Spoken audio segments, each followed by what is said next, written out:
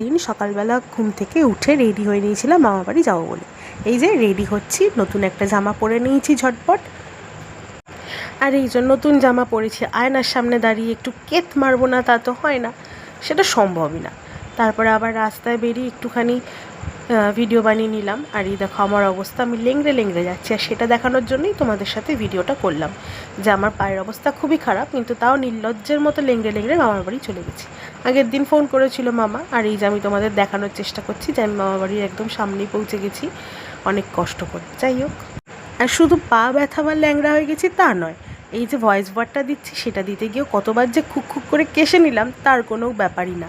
যাই হোক, প্রথমে গিয়েই দেখলাম মামা হচ্ছে ভাই আর মামার জামাটা এভাবে ইস্ত্রি করছে, কারণ ওখানে হচ্ছে রাখি বন্ধন উৎসব পালন হবে, আর সেই কারণের জন্যই ওরা রেডি হচ্ছে। যাই হোক, ভাই স্নান করে নিল, ভাইকে পরিয়ে দিলাম রাখি।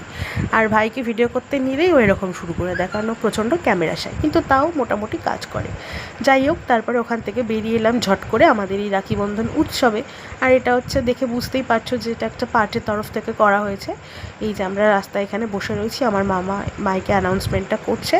আর আমার পায়ে ব্যথা ছিল বলে আমি উঠে দাঁড়িয়ে রাখিটা পরাতে পারিনি, বাট আমি এখানে বসে বসে রাখি প্যাকেটগুলো খুলে অন্যান্য যে টুকটাক সাহায্যগুলো করা যায় সেগুলোই আমি করছিলাম। আমি পুরোটাই চেয়ারে বসে ওখানে কাজ করেছি, আমি দাঁড়াতে পারছিলাম না, প্রচণ্ড কষ্ট হচ্ছিলো। এই দেখো অবস্থা, চুলটাও গুটিয়ে নিয়েছি গরমের চোটে। যাই হোক, বাড়ি ফিরে রুটি আর আলুর দম দিয়ে সকালের ব্রেকফাস্টটা কমপ্লিট করলাম। তখন ওই বাজে মোটামুটি 12:30। তারপরে ভাই একটু বেরোলো কাজে, ভাইয়ের একটু কাজ ছিল, ও রেডি হয়ে টুক করে বেরিয়ে গেল। আর আমি এই যে মামা, একে তো মামা বাড়ি, তার মধ্যে আবার ওয়াইফাই। যাই হোক, ওখানে বসে বসে মজ আসছে ভূতের সিনেমা দেখছিলাম। তারপরে মামি নিয়ে চলে এলো পাঁপড় ভাজা, সবাই মিলে খেয়ে শেষ করতে না করতেই বসে গেলাম লাঞ্চে। আর লাঞ্চ ছিল একদম নিরামিষ। তারপরেই চলে এলো কিন্তু দাদামণি ছিল কাজে।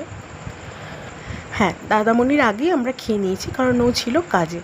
ওর মোটামুটি ফিরতে ফিরতে 2:30-3টে বেজে গেছিলো। তারপর যাই হোক, ও স্নান করে পুজো দিয়ে ওকে রাখি পরিয়ে দিলাম। ততক্ষণে আমাদের খাওয়া দাওয়া হয়ে গেছিলো। তারপর দাদামণিও খেয়ে নিল। তারপর টিভি দেখে একটু ঘুমিয়ে নিয়েছিলাম। ঘুম থেকে উঠে বসে পড়লাম। একটা অদ্ভুত স্মাইল দিচ্ছে, কারণ যেই সিনেমাটা আমরা দেখেছি ভূতে, সেটার নামই ছিল স্মাইল। আর সেই সিনেমার মেন ছিল ক্যারেক্টার এই হাসি। ও ভয় পেয়ে গেছিলো, তারপরে কিন্তু এরকম ঠাকুরের গান চালিয়ে পাগলামো করছিল। তারপরে সন্ধেবেলা মামা আবার চলে এসেছিলো, মানে বেরোচ্ছিলো আর কি কাজে যাবে বলে, তখন চাটা করে নিলাম। আর তারপরেই চলে গেলাম দাদার পক্ষীরাজ চেপে বাড়িতে। হ্যাঁ, বাড়িতে এলাম, কারণ আমাদের আবার থাকার প্ল্যান হয়েছে বাড়িতে। আর ওই ভাঙা পক্ষীরাজটা তোমরা সবাই কিন্তু ইগনোর করো।